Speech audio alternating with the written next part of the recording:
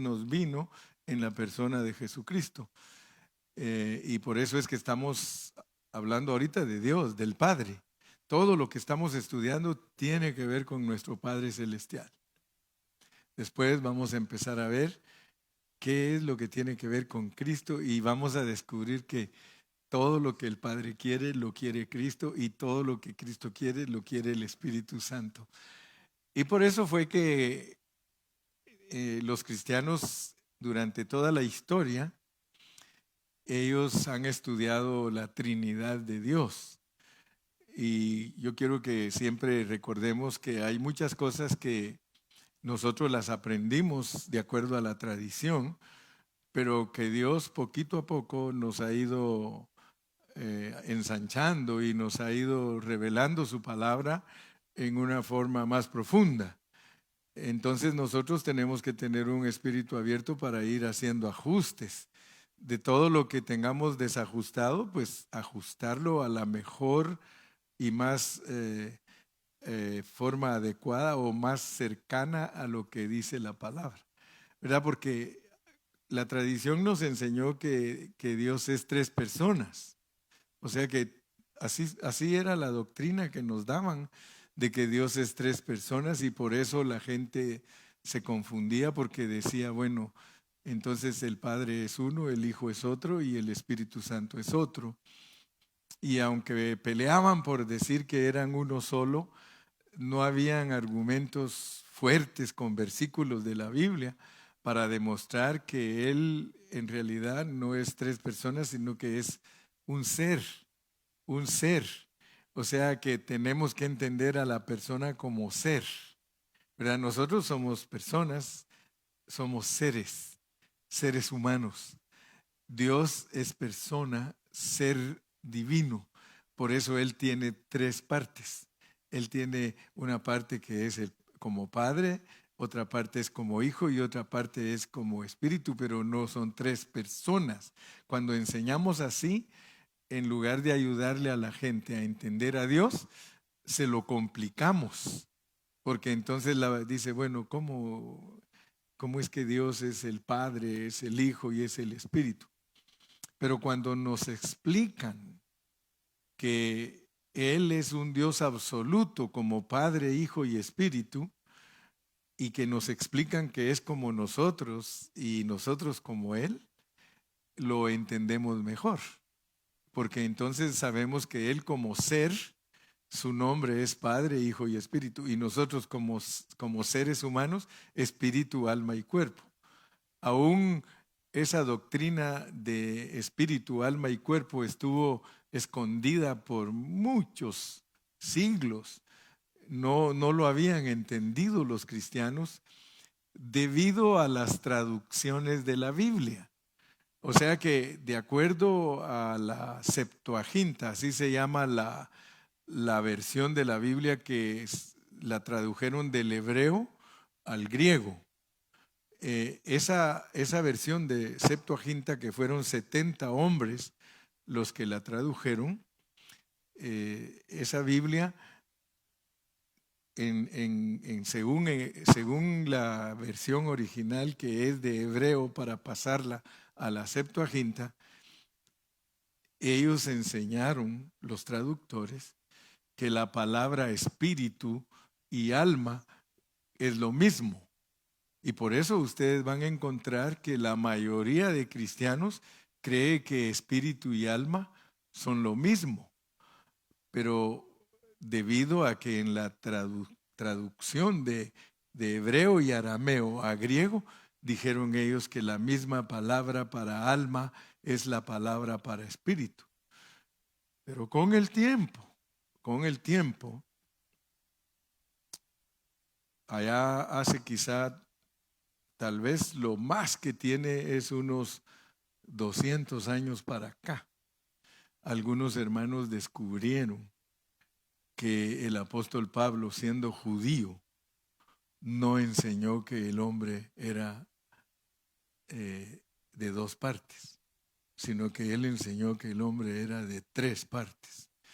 Entonces, aunque sea un poco duro decirlo, porque es duro decirle a los traductores, disculpen, pero ustedes son los culpables de que la gente no entienda hoy día que es tripartita, porque ellos dijeron que el espíritu y el alma es lo mismo. Pero si uno estudia la Biblia honradamente, ustedes saben que Dios crió, hizo y formó. Y cuando Isaías, vamos a ver el texto de Isaías hoy. Hoy me toca hablar de la justicia, pero no sé por qué el Espíritu Santo me está poniendo a hablar estas cosas para que todos estemos bien establecidos. Isaías 43:7. Si nosotros no tenemos cuidado, entonces nosotros no purificamos nuestra manera de creer y entonces vamos a caer en los errores que han caído todos, quedarse con una línea de enseñanza e identificándose con un grupo. Nosotros no nos identificamos con ningún grupo porque nos afecta en nuestra manera de enseñar la Biblia.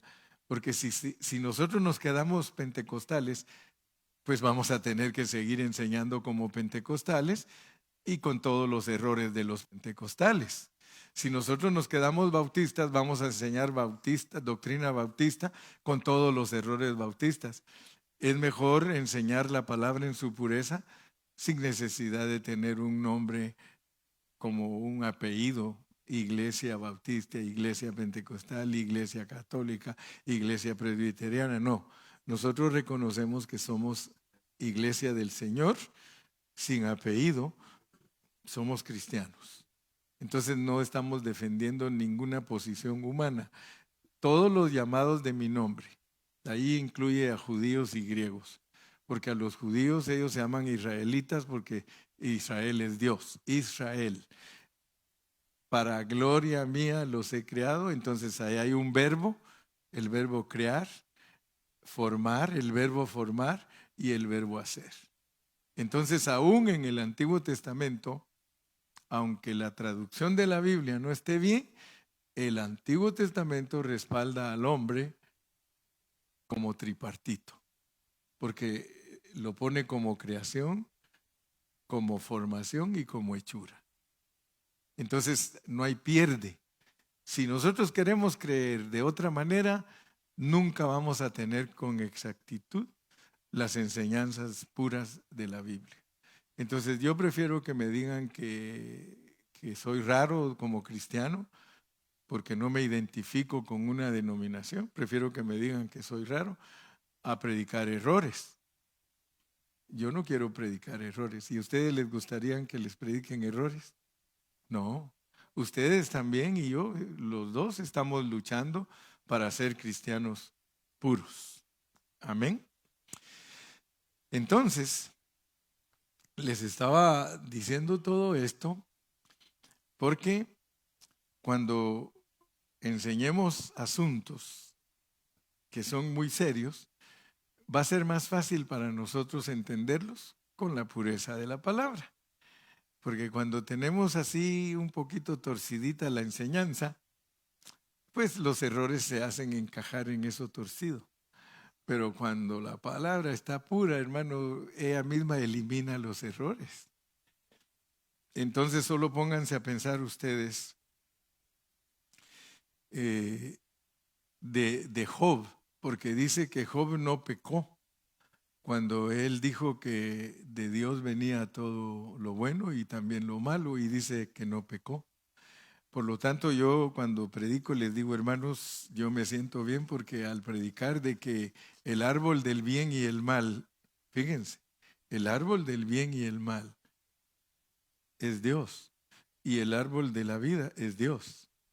Entonces, el bien y el mal son de Dios, pero Él los controla con la vida, ¿verdad? Porque no es lo mismo matar a alguien sin la vida que matar a alguien con la vida. Él puede matar al que Él quiere y Él puede darle vida al que Él quiere porque Él es la vida y Él es justo y Él es justicia. Entonces Él no le va a hacer daño al que no merece daño. pero el que merece daño, Dios lo va a dañar. ¿Sí? Ahora, cosas que hay que entender de Dios es que Él no tolera el pecado, pero lo perdona. Y eso nos debe de impresionar, ¿verdad? Porque ¿cómo es posible que Él no tolera el pecado, pero lo perdona? Él es un Dios santo, justo, que no tolera el pecado. Dice, no hay en Él tinieblas, pero los perdono. Entonces, últimamente que me ha tocado estar predicando mensajes bien profundos, algunos hermanos se están despertando y están agarrando bien la onda. Y hasta dice, hermano, esto es paradójico. Acuérdense que cuando decimos esto es paradójico, parece como que se contradijera, pero está bien. Entonces hoy voy a hablar de la justicia, porque este es otro atributo de Dios. No se les olvide, estamos hablando de Dios Padre, la justicia. Ahora, Dios es justicia tanto como santo. Él es santo. Fíjese que muchos nos acostumbramos a veces a legalismos. O sea que en otro tiempo estuvimos sirviendo a Dios bajo legalismos. Y por eso cuando me tocó hablar de la santidad de Dios, les estaba explicando de que ese término santidad de Dios está bien distorsionado por los cristianos, especialmente los cristianos carismáticos. Ellos tienen un concepto de la santidad de Dios bien equivocado, porque ellos solo se refieren a cosas exteriores, como aún imagínense, yo estaba oyendo una predicadora, ahí salió en el Facebook, predicándole a las hermanas que es pecado ponerse tacones. ¿Qué les parece? Imagínense usted, predicando que es pecado que las mujeres usen tacones. Y dice que a ella el Espíritu Santo le decía, sácate los tacones. Así dice que le dice el Espíritu a ella, sácate los tacones. Y entonces yo hasta sí le puse algo ahí y le dije, mire, con todo respeto, pero ¿por qué no se dedican a predicar el Evangelio en su pureza? Si hay tantas cosas tan excelentes. Dios no está preocupado de los tacones, ni del pelo, ni de el vestirse de la persona. Claro que hay versículos que dicen que la mujer se vista con pudor y que ande honestamente. Claro que eso lo creemos los evangélicos, pero no creemos que Dios esté insultando a las hermanas que usan tacones o que está insultando a las que se ponen make-up o... Mire, por eso estos mensajes salen al público. Yo predico al público y lo que estoy diciendo es ciertísimo. Esos hermanos están ocupados en doctrinas de hombres, porque tienen un concepto equivocado de la santidad, porque la santidad delante de Dios debe de ser analizada a la luz de la Biblia. Muchos creen que santidad es no pecar. Pero Dios no está diciendo que la santidad es no pecar. Y por eso una hermana apostólica escribió, porque ella es apostólica, pero dice que ahora está pensando mejor ser cristiana. Dice. Después de estar oyéndome predicar, dice hermano Carrillo, dice, gracias a Dios que me ha ayudado mucho el oírlo a usted, porque hoy con este mensaje entendí que soy una pecadora santa. ¿Sí? ¿Ah? Así lo puso, soy una pecadora santa. Porque santo solo quiere decir que uno fue apartado. O sea que Dios nos apartó para esto. Eso es ser santo. Que nos apartó, que no nos tiene para otro uso. Nosotros no somos para un uso común, somos para un uso especial, para que el propósito de Dios se cumpla a través de nosotros. Y nuestra santidad se operó antes de la fundación del mundo. Pedro dice, santificados por el Espíritu Santo según la presciencia de Dios. Ok, entonces les quería repetir ese concepto de santo, porque Él no solo es santo, sino que Él también es justicia. Ahora bien, quiero que les quede claro que la santidad de Dios se relaciona con la naturaleza interna. Oigan bien esto, porque es importantísimo saberlo. La santidad se relaciona con la naturaleza interna. Justicia se relaciona con los hechos externos de Dios. Dios internamente es santo. Eso es muy importante, porque si alguien entiende que Dios es santo internamente, entonces no va a hacer énfasis en nada exterior, porque Dios, escuchen bien, es justicia externamente. O sea que lo externo de Dios son sus acciones y sus actividades. Y debería de ser lo mismo para nosotros, que lo externo, la justicia de nosotros externa es nuestras acciones. De hecho, como dice en Apocalipsis, Dani, que estaban vestidos de lino fino, limpio y resplandecientes, que son las acciones justas de los santos. Entonces, por favor, como vamos a entrar a entender la justicia de Dios, acuérdense que Dios es santo internamente, su ser. Dios es santo internamente y Él es justicia externamente. Amén. Entonces, cada cosa que Dios hace, escuchen eso, es justa. Cada cosa que Dios hace es justa. Le guste a quien le guste. Crea el que crea. Todo lo que hace Dios es justo. Son sus acciones. Entonces, por eso es que yo a veces soy un poco duro cuando predico y les digo, ¿te parece justo si Dios te recoge de esta vida? ¿Te parece justo o te parece injusto? Por eso nosotros no podemos creer que cuando Dios recoge a alguien de esta vida, Él es injusto. ¿Verdad? No podemos decir, Señor, ¿por qué me quitaste a mi hijo? Eres injusto. Él me va a decir, tú no has entendido que yo soy el dueño de todo. Yo hago mi voluntad. Y si tú de verdad crees en mí, acepta mi voluntad. Dios es Dios. Por eso es que no cualquiera puede creer en Él, porque para poder creer en Él de esta manera que le estoy hablando, usted tiene que estar convencido que Él es Dios, ¿verdad? Él es el alfarero. Él dice, si yo quiero, hago el barro de esta manera, si quiero lo tiro y lo vuelvo a hacer, y nadie me puede decir qué tengo que hacer. Pareciera que fuera orgulloso, les digo a veces, pero no, Él es Dios. Él es Dios. Aleluya.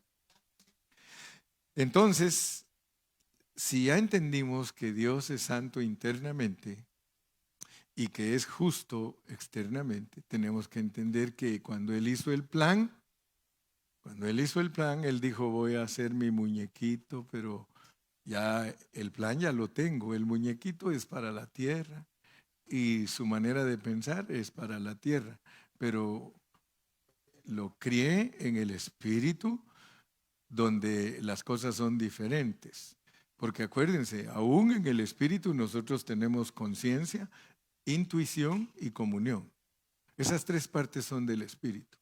Antes de venir nosotros aquí, en la vida espiritual teníamos conciencia, teníamos intuición porque Él nos hablaba por intuición y teníamos comunión.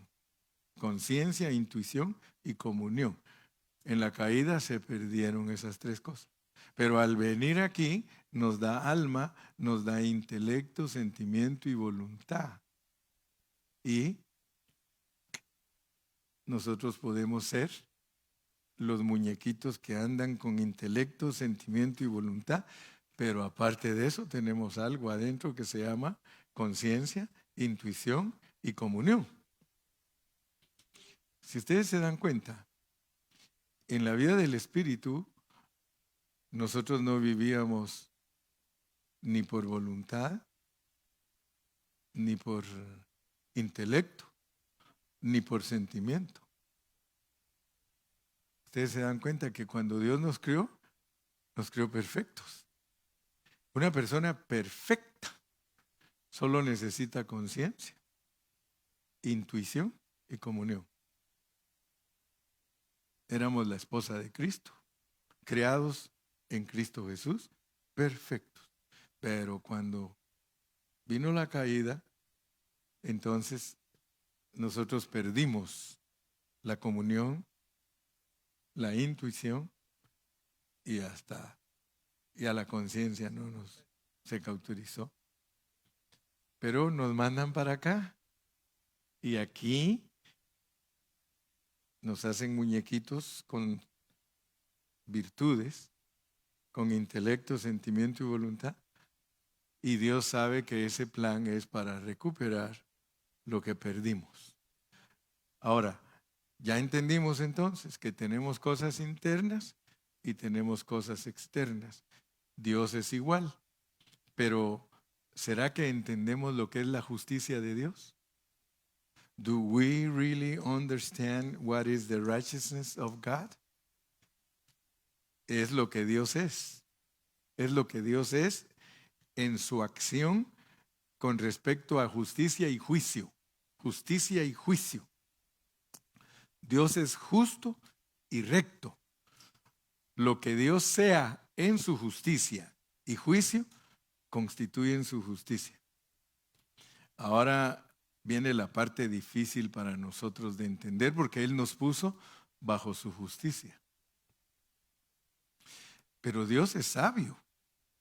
Dios nos puso bajo su justicia. Y Él planificó que íbamos a caer. Pero no caímos así por caer, sino que nos dio libre albedrío. ¿Se dan cuenta? ¿Verdad? Él nos creó perfectos y nos pone el ejemplo también de Satanás, creado perfecto. Dice, hasta que fue hallada maldad en ti, hasta que fue. A pesar que es un arreglo divino, porque ya lo entendimos que es un arreglo divino, pero Él, su plan hace que nos ponga bajo su justicia. Él dice, miren, yo soy luz y no hay ninguna tinieblas en mí. Ustedes fueron creados en Cristo Jesús sin ninguna tinieblas. Pero de repente ustedes hicieron algo. Es cierto que yo lo provoqué. Entonces ahora ustedes, como ya saben que yo soy justicia, juicio, yo soy todos estos atributos, yo soy santo, santo, los puse bajo mi justicia. Todo es provocado, pero ustedes están bajo mi justicia, están condenados.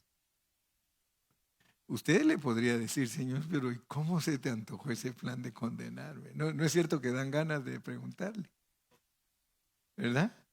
Sí, dan ganas, Señor, no tenías otro, ¿por qué no me? Yo estoy seguro que algunos de ustedes hasta piensan, ¿por qué no me hiciste? Y pueden señalar, porque hay arcángeles, hay querubines, hay serafines que nunca han caído. Nunca han caído. Y por eso algunos preguntan, ¿no será que también van a caer? Pero nunca han caído y tú le dirías, ¿no ves que hay hermanos que dicen, ¿para qué hizo diablo?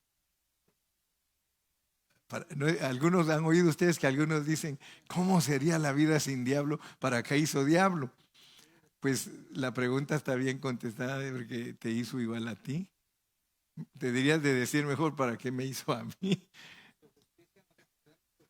Pero pues lo que yo quiero es que ustedes capten pues cómo es que Dios nos puso en su justicia, condenados.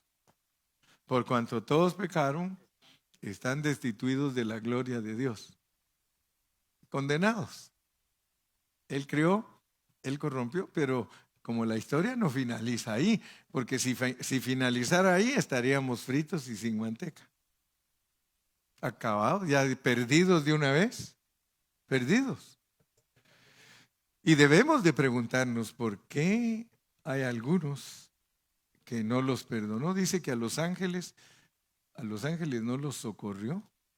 Si usted lee Hebreos, dice que a los ángeles no los socorrió, sino a la descendencia de Abraham. Pero lo que quiero es que usted se dé cuenta cómo resultamos bajo la justicia de Dios. Todos nosotros bajo la justicia de Dios. Entonces ahora vamos a empezar a leer, pues. Vamos a leer en Apocalipsis 15:3. Apocalipsis 15:3. Y cantan el cántico de Moisés, siervo de Dios, y el cántico del Cordero, diciendo: grandes y maravillosas son tus obras, Señor Dios Todopoderoso. Justos y verdaderos son tus caminos, Rey de los santos. Las obras de Dios son sus hechos, mientras que sus caminos son sus principios gobernantes. Oigan bien, cuando hablamos de los caminos de Dios, estamos hablando de sus principios gobernantes. Y dice que los caminos de Dios son justos y verdaderos. Los caminos de Dios son justos y verdaderos. Si usted conoce los caminos de Dios, usted no necesita la obra de Él para alabarlo. Por favor, pongan atención, porque yo estoy hablando cosas que son profundas, pero que ustedes ya están capacitados para llevarlas. Fíjense, si nosotros conocemos los caminos de Dios, nosotros no necesitamos ver sus obras para alabarlo. ¿Cuántos se recuerdan de Daniel? A Daniel le preguntaron: ¿qué vas a hacer si tu Dios no te salva? ¿Qué contestó él? ¿Qué contestó? Aunque me mate, yo le serviré. Fíjese. ¿Ustedes creen que Daniel conocía los caminos de Dios? ¿Ustedes han leído que a Moisés le dio Dios a conocer sus caminos? ¿Con qué razón Moisés sabía hablar con Dios? ¿Se recuerdan cómo hablaba Moisés con Dios? Si no los perdonas y no los sacas con bien de aquí, ni me mandes con ellos. Si tú no has de ir con nosotros. O sea que Moisés cumplió lo que ese dicho que hoy día nosotros mencionamos, sabes contar. Moisés ponía a Dios entre la espada y la pared y le decía: ¿sabes contar, Dios? Si tú no haces eso, si tú no nos devuelves a María. Otras veces le decía: ¿qué van a decir los pueblos vecinos que nos sacaste para matarnos aquí? ¡Wow! Entonces, que nunca se le olvide que si usted conoce los caminos de Dios, usted no necesita ver sus obras para alabarlo. Aunque sus obras no lleguen, usted sabe que llegarán, porque usted conoce sus principios gobernantes, por medio de los cuales Dios hace sus obras. Los caminos de Dios son justos. Justos y verdaderos son tus caminos. Cuando Dios va a cumplir sus caminos, usted no se preocupe, porque Él es justo y verdadero y le va a llegar la bendición. Pero, ¿qué creen que es mejor? ¿Conocer a Dios por sus obras o por sus caminos? Aunque ese asunto es serio, porque la Biblia dice que a Moisés lo quiso matar Dios en una de esas sus salidas y se tuvo que esconder en la peña para que pasara Dios y que no lo matara. Y ahí son preguntas que a veces decimos, ¿cómo es posible que el gran siervo de Dios lo quiere matar Dios? Así que no vayan a creer que las cosas de Dios son fáciles. ¿Cuántos dicen amén? Bueno, vamos a meternos otro poco más. Vamos a ir ahora a Romanos 1, 16 y 17. Romanos 1, 16 y 17. Porque no me avergüenzo del Evangelio, porque es poder de Dios para salvación a todo aquel que cree, al judío primeramente y también al griego. 17. Porque en el Evangelio, la justicia de Dios se revela por fe y para fe, como está escrito, mas el justo por la fe vivirá. Ahora fíjense pues, ahora la justicia resulta que va de la mano con la fe.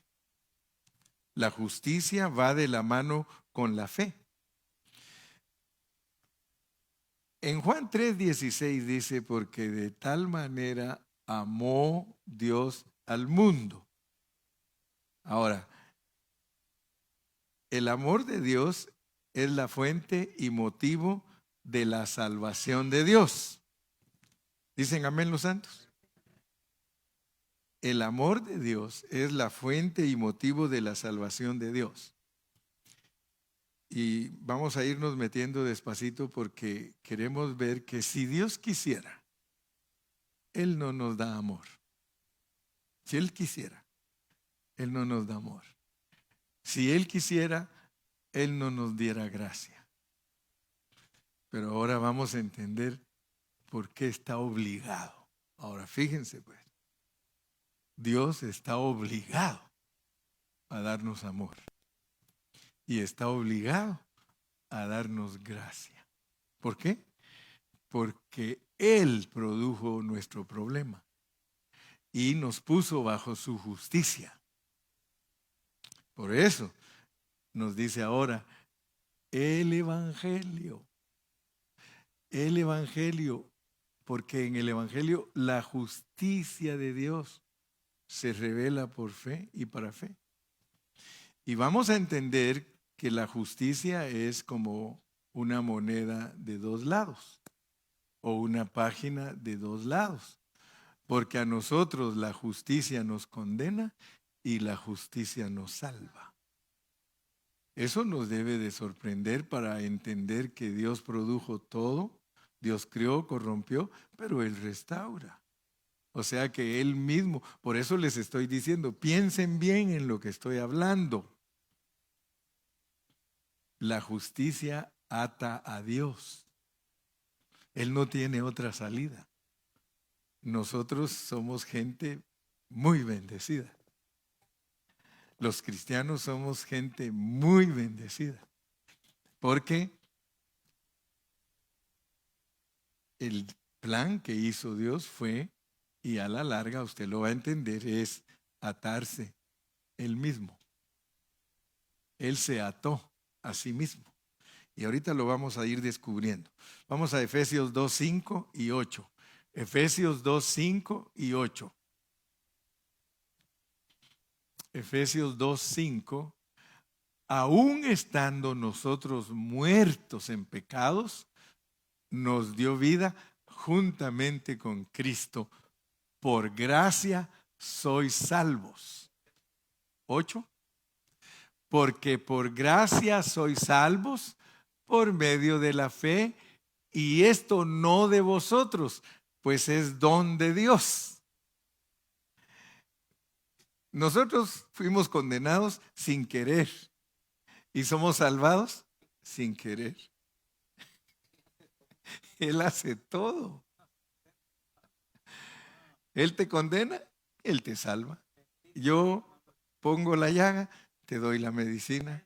Yo te corrompí, yo te restauro. Ahora, ustedes van a darse cuenta que aparentemente ese mensaje como que diera permiso para que nosotros pequemos. Por eso fue que Pablo dijo, nosotros no estamos diciendo hagamos males para que nos vengan bienes. Si alguien está entendiendo así, dice, está equivocado. Lo que sí debe de entender es que Dios lo ajustició, pero Dios lo va a salvar. Ahora fíjese pues, hablando legalmente, porque algunos no conocen el derecho, ¿verdad? Pero todo es leyes, todo es leyes, todo. Hablando legalmente, ambos, el amor y la gracia, pueden fluctuar, pero no la justicia. Dios, si quisiera, podría decir, ¿sabes qué? Ya no te quiero. A Jacob amé, a Esaú lo aborrezco. Dios, si quisiera, te podría decir, ¿sabes qué? Ya no te voy a dar mi gracia. Pero noten algo, la justicia no puede fluctuar. Y eso es verdad aún más con la justicia de Dios, porque la justicia de Dios es revelada en el Evangelio. La justicia de Dios es revelada en el Evangelio. El Evangelio, dice, es el poder de Dios para salvación. Si no hubiera Nuevo Testamento, toda la gente estaría condenada. Toda la gente. En el Antiguo Testamento no hay perdón, hay cubrimiento de pecados, ofrenda de animales, pero toda la gente estaría condenada. Imagínense los pobres judíos con su ley, condenados todos. ¿Sí? De acuerdo a Juan 3:16, la salvación sale del amor de Dios. Y de acuerdo a Efesios 2:5 y 8, la salvación es por gracia. Pero en Romanos 1:17, Pablo dice que la salvación viene por la justicia de Dios. Ni el amor ni la gracia están relacionados con la ley. Ninguna ley nos forza para dar amor ni para dar gracia. Ninguna ley. Dios no está forzado a que nos dé amor ni está forzado a darnos gracia, pero como Él no se basa en el amor ni en la gracia para salvarnos, sino en su justicia. Su justicia. ¿Sí? Porque sea que amemos o no, estamos en la ley. Y sea que extendamos gracia o no, estamos todavía legales. Aún más, Dios no está atado a darnos amor, ni tampoco está atado a darnos gracia. Justicia, al contrario, está muy relacionada con la ley, porque Cristo cumplió todos los requisitos justos de la ley. Dios se ató a sí mismo para salvarnos. Ay, hermano, ¿por qué no le dice gracias, Señor? ¿Por qué no le dice gracias que te ataste para salvarme? Hermano, Dios se ató para salvarlo a usted. Usted le puede decir a Dios, Dios, usted tiene que salvarme, quiera o no. Mire, mire, yo le estoy hablando como hablaba Moisés, hermano. Usted le puede decir a Dios, mira Dios, escúchame bien. Usted tiene que salvarme, quiera o no, porque usted es justo. Usted sí me perdona, pero usted se vuelve injusto si usted no me perdona. Profundo, ¿ah, Lucas?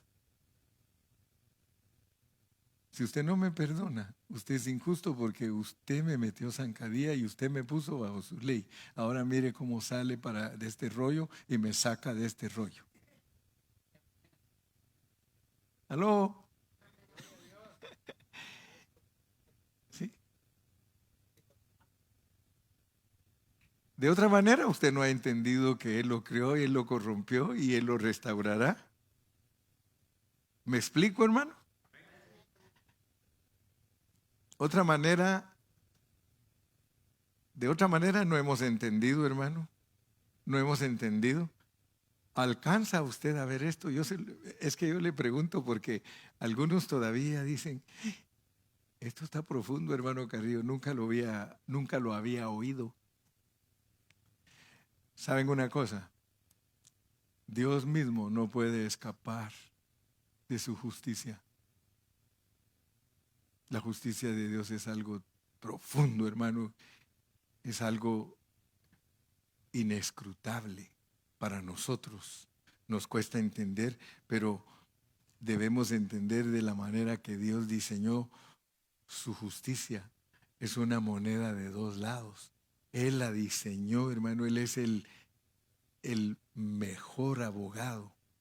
Él es, wow, hermano. Vamos a leer más. Primera de Juan 1:9. Primera de Juan 1:9.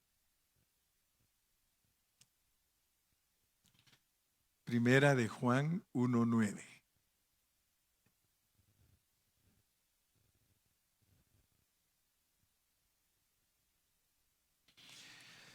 Si confesamos nuestros pecados, Él es fiel y justo para perdonar nuestros pecados y limpiarnos de toda maldad.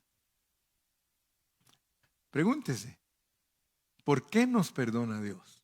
¿Por qué nos perdona?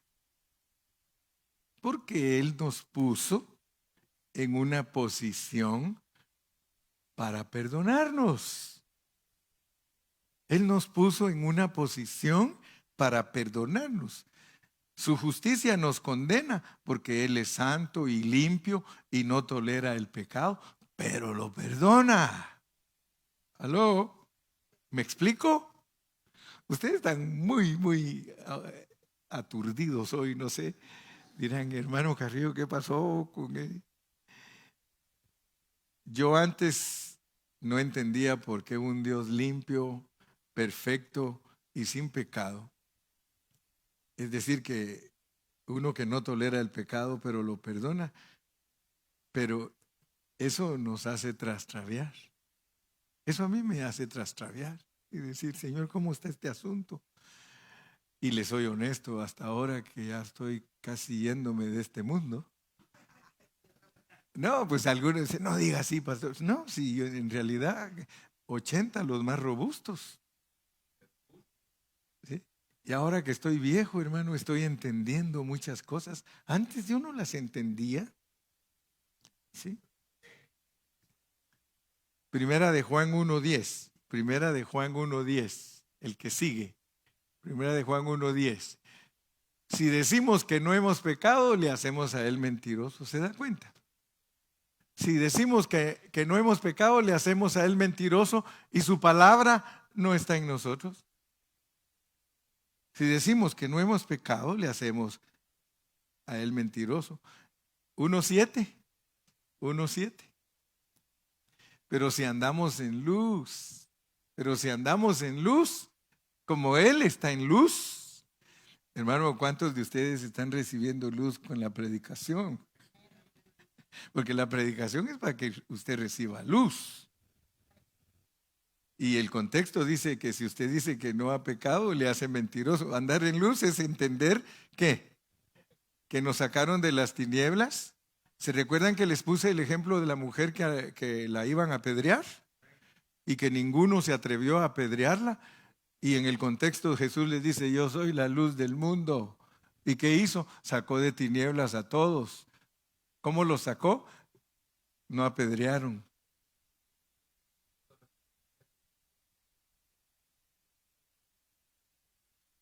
¿Cuándo vamos a salir nosotros de las tinieblas, hermano? Hasta que no andemos queriendo matar al hermano a pedradas. De lo contrario, no estamos. Dice que el que no ama a su hermano está en. Yo creo que sí estamos entendiendo la Biblia entonces, hermano. Su palabra es la palabra de verdad de su Hijo. Efesios 1:13. Efesios 1:13. Efesios 1:13, ahí nos dice, en Él también vosotros, habiendo oído la palabra de verdad, el evangelio de vuestra salvación, y habiendo creído en Él, fuisteis sellados con el Espíritu Santo de la promesa. Entonces, ahí nosotros podemos darnos cuenta que Él nos perdona nuestros pecados por causa de Cristo, por causa de Cristo. Leamos Hechos 10:43. Hechos 10:43.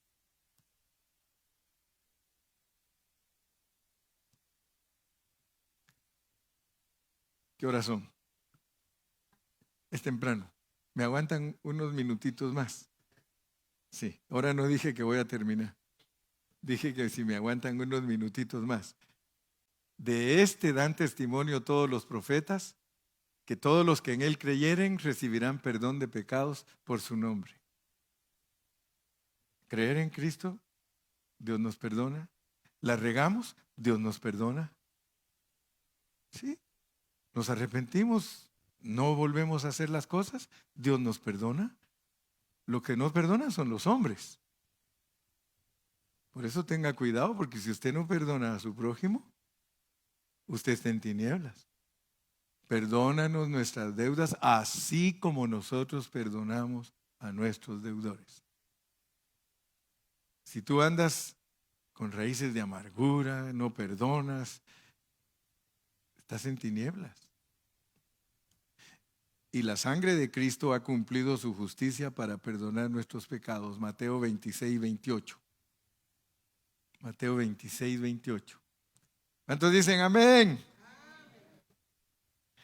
Solo 3 dijeron amén. ¿Cuántos dicen amén?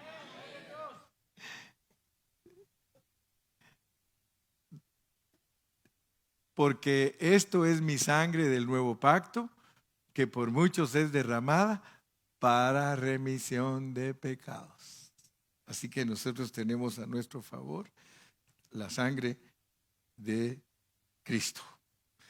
Bien, entonces ya me estoy acercando casi a lo que quería dar hoy, pero pues todavía me falta hablar un poquito más de la justicia y la termino el domingo para que no se me duerma ninguno. La termino el domingo, pero solo quiero terminar con Romanos 3:21. Romanos 3:21.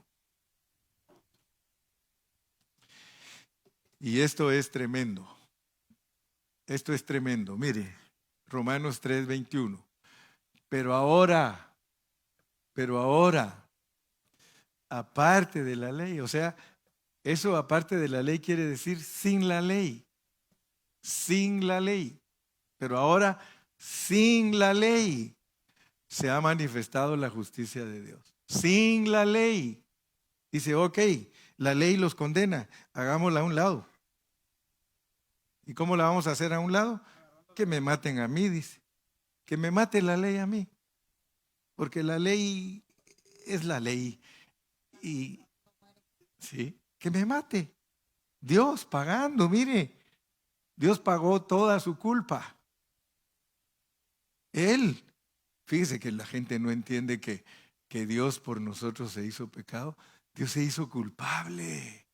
Dios se hizo culpable. Él dijo, hey, entiendan, yo soy el culpable, yo les metí zancadilla, yo los puse bajo mi justicia, pero no se preocupen. Todos mis movimientos están fríamente calculados y yo los rescato a ustedes. Yo los rescato.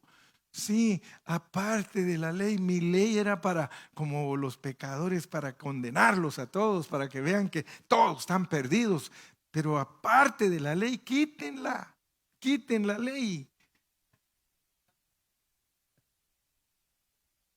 Ahora, aparte de la ley, se ha manifestado la justicia de Dios, testificada por la ley y por los profetas. Pero dice, no la necesito. Decir que la justicia de Dios se ha manifestado sin la ley significa que la justicia de Dios no se basa en nuestro actuar. Wow. Que es que no se basa en guardar la ley. Pero ¿qué hace Israel? Quieren justificarse por sus obras. Y Pablo les dice, ninguna carne será justificada por la ley. No, el evangelio es para que la justicia de Dios se manifieste, para que usted crea por fe que está perdonado, porque Dios se lo está diciendo: estás perdonado, estás perdonado, estás perdonado. Yo no sé por qué hemos de bregar todo el tiempo pensando en que somos culpables. ¿Usted cómo vive su vida, hermano? Déjeme preguntarle. ¿Usted vive condenado todo el tiempo? ¿Usted vive pensando en que usted está haciendo las cosas mal? ¿Usted vive acosado? Dios no quiere eso. Él quiere que usted viva por fe, que usted diga: gracias porque moriste en la cruz por mí, estoy perdonado de los pecados pasados, de los que estoy cometiendo ahorita y de los que voy a cometer en el futuro. Estoy perdonado. Y eso los asusta a muchos. Dice: ¿qué clase de hombre? Es la justicia de Dios. Está comprometido contigo. Si no, no te diera chance de 80 y de 1000. Él te da chance de 80 para que la hagas ahora. Y si no la haces ahora, pues dice: pues a los 1000 la harás, pero por mí estás perdonado. Tu final es la nueva Jerusalén. Yo te miro acabado, transformado, con gloria como tenías al principio antes de venir. Aquí estás con la gloria que tenías allá. Mírate cómo eras allá y mírate cómo serás. Todo lo que pasamos ahorita es un sueño, hermano. Estamos pasando por el valle, por la muerte, por la angustia, por todo, pero por fe estamos liberados. Usted debe cantar: libre, yo soy libre. Las cadenas del pecado han sido rotas. Libre, vivamos libres, hermano. Vivamos libres. Que Dios me lo bendiga en esta noche. Que Dios me lo guarde y póngase de pie.